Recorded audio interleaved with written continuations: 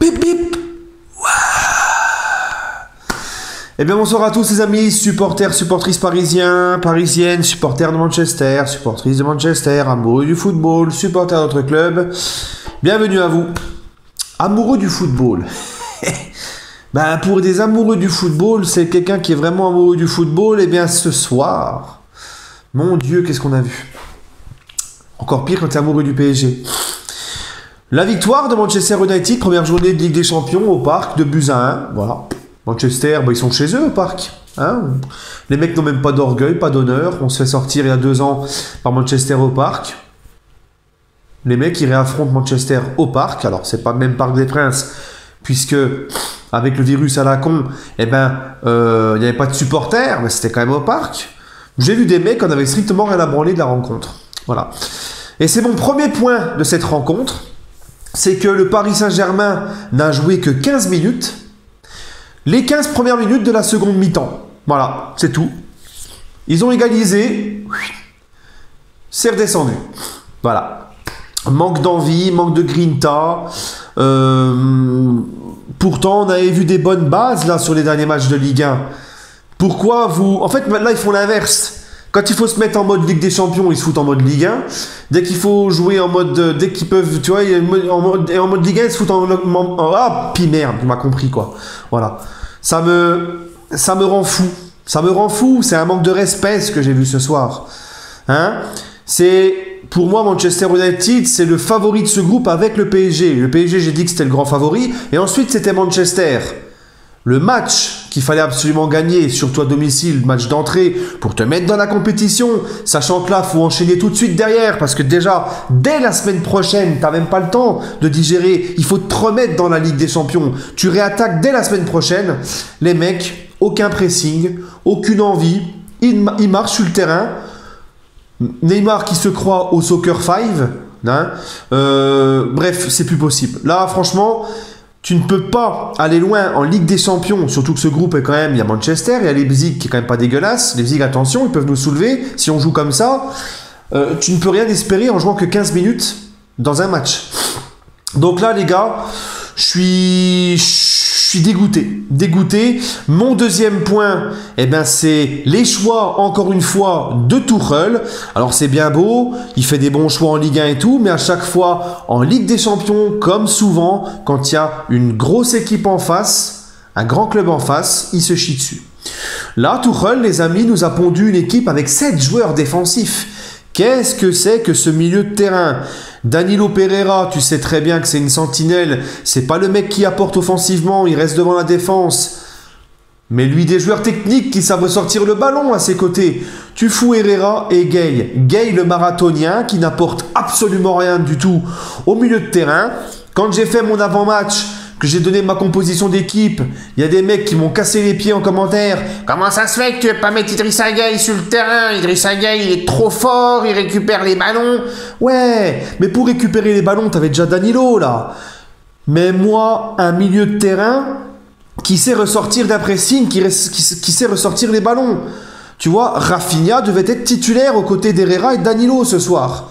Rafinha, c'était obligé. T'as déjà pas Verratti pour sortir les ballons. Paredes était blessé, trop juste. Lui aussi, il en est capable, il sait casser les lignes. Le seul qui était capable de vraiment casser les lignes, ressortir les ballons, qui était disponible, c'est Rafinha. Tu le fais pas jouer, t'attends la 76e pour le faire rentrer. En 14 minutes, il a montré des choses intéressantes. Hein, il a essayé de donner... Il a souvent joué vers l'avant, comme à son habitude. Mais voilà, 76e minute, qu'est-ce que tu veux qu'il fasse, hein? Juste derrière, Rashford, il te plante un deuxième but, et c'est terminé. Hein? Tuchel, première mi-temps, qui voit ses joueurs, zéro pressing, zéro intensité, des zombies sur le terrain, il est là, sur son banc.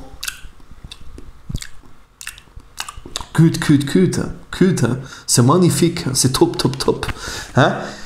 C'est bon, c'est plus possible. Au bout d'un moment, c'est plus possible, les gars. Et on voit qu'en deuxième mi-temps, ça n'a joué qu'un quart d'heure et rebelote terminé. Mais ce mec, ce coach n'est pas un leader mental pour son groupe. Ce mec, qu'est-ce qu'il leur a dit à la mi-temps pour qu'il ne joue qu'un quart d'heure? Je sais pas, première mi-temps, tu fous rien de la première mi-temps. Deuxième mi-temps, tu reviens. Normalement, le coach, il sait trouver les mots pour te booster. Tu joues qu'un quart d'heure et tu t'arrêtes. Mais s'il a plus la mainmise sur ce groupe, mais casse-toi, va-t'en. Ce n'est plus possible. Il a mis 76 minutes pour se rendre compte qu'il fallait faire rentrer Rafinha dans ce milieu. Il a quand même un peu posé ses coronets sur la table en tentant de faire rentrer Moïse Kean, une vraie pointe, qui était la seule pointe disponible puisque Icardi était absent. Il te fait rentrer Moïse Kean, il te fait sortir le marathonien Gay qui ne sert strictement à rien dans ces matchs-là. Mais après, Rafinha, j'aurais bien voulu le voir plus tôt. Hein, enfin bref, encore une fois, très mauvais coaching, très mauvaise compo de Tuchel, des joueurs qui se foutent complètement de nous, hein, clairement. Et mon troisième point de cette rencontre, bah Manchester mérite sa victoire. Parce que Manchester n'a pas paru exceptionnel, mais en fait, face à une équipe de pantouflards, d'accord ? Face à une équipe de pantouflards qu'on n'a strictement rien à faire, avec des mecs devant qui ne pensent qu'à leurs petites statistiques de merde, individuelles, qui ne font pas de passes, qui pensent qu'à dribbler, qui se croient au five, Manchester, au moins, ils ont fait un minimum de pressing, de combativité, et voilà. C'est tout, ça suffit. Hein, voilà les gars. Bah écoutez, qu'est-ce que vous voulez que je vous dise de plus ? Hein, c'était pas un match digne d'un vice-champion d'Europe. C'était pas un Paris Saint-Germain avec de l'envie. T'es déjà à 0 points, première journée. Prochain match, tu vas chez les Turcs, ça sera pas facile. Après, il y a Leipzig, il y a le retour à Old Trafford. À Old Trafford, tu peux te faire soulever. Tu peux déjà perdre 6 points là. Hein? Voilà. Comme je vous l'ai dit, depuis le début de saison, mes doutes sur Tuchel pour cette nouvelle Ligue des Champions, que je vous ai dit que l'état d'esprit, le manque de jeu qu'il y a dans cette équipe, on s'endort trop sur les individualités, et que l'état d'esprit, la grinta, le groupe uni, tout ça, ça ne marche qu'un temps, et que j'ai bien peur que ça ne fonctionne pas cette saison. Voilà. Alors c'est bien, en Ligue 1, on s'éclate et tout. Mais le problème, c'est qu'en Ligue 1, tu montres un bon visage, mais quand ça arrive à la Ligue des Champions, tu n'es pas capable de le refaire.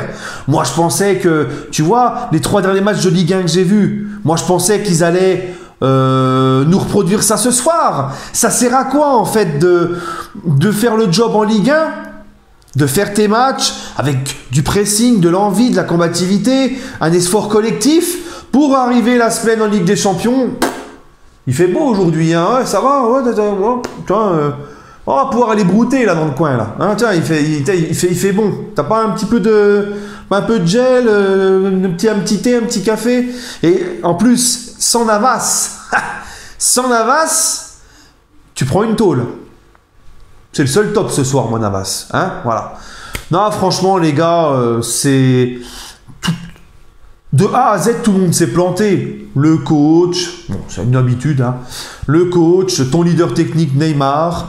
Rashford qui montre à Mbappé ce que c'est qu'un vrai attaquant avec un peu les mêmes qualités, la vitesse, la percussion, qui se pose pas de questions et qui marque. Hein. Mbappé toujours à vouloir faire ses petits dribbles, ses petits crochets, ses machins. Je joue, je m'arrête, je réaccélère. C'est bon, c'est bon. Moi là je sature les gars. Allez, d'ailleurs Mbappé, je vais faire une vidéo sur lui là, je pense après-demain. Parce qu'apparemment on sait que il va se barrer au Real Madrid. Bah écoute. Tu vas te barrer, on ne te retient pas, mon grand. On ne te retient pas. Hein, les mecs, ils croient. C'est bon. De toute façon, on sait très bien qu'Mbappé, on le sait. D'accord? Il est venu au PSG pour un tremplin. Ceux qui croient qu'il va finir sa carrière au PSG, vous êtes naïfs. Maintenant, s'il ne veut pas prolonger, ciao l'été prochain. Ça sera obligatoire de le vendre s'il ne veut pas prolonger. Parce que tu ne peux pas le laisser partir et t'asseoir sur un gros chèque en 2022 qui parte libre. Voilà, donc comme j'ai toujours dit, les joueurs partent, le club reste, et puis ma foi, de ce que je vois d'Mbappé souvent dans les grands matchs, il ne va pas me manquer. Allez les amis, prenez soin de vous et allez Paris.